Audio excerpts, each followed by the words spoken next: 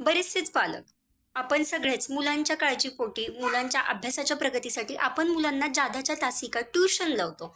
मग हे 3 प्रकारची आपली काळजी म्हणा किंवा आपला त्याच्यामागचा दृष्टिकोन, विचार असतो. पहिलं, आपलं अपत्य स्वतःच्या गुणवत्तेवर, स्वतःच्या जी एक तयारी असते, त्या तयारीवर ते अभ्यास करत असतं, करू शकत असतं.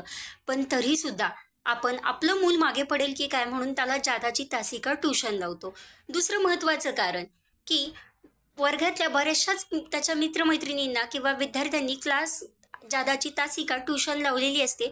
मग आपलं असं असतं, की आपल्या मुलाला सुद्धा ते लावलंच पाहिजे. आणि तिसरी महत्त्वाची गोष्ट, समाज, नातेवाईक काय म्हणतील, की मार्क वाढवा, प्रगतीकडे लक्ष देणं गरजेचं आहे. या कारणासाठी आपण ट्युशन लावतो. म्हणूनच ट्युशन लावणं ही चूक नाहीये. पण आपण आपल्या मुलाला, आपल्या मुलीला नक्की ट्युशन कशासाठी लावतोय हे विचार करणं गरजेचं आहे.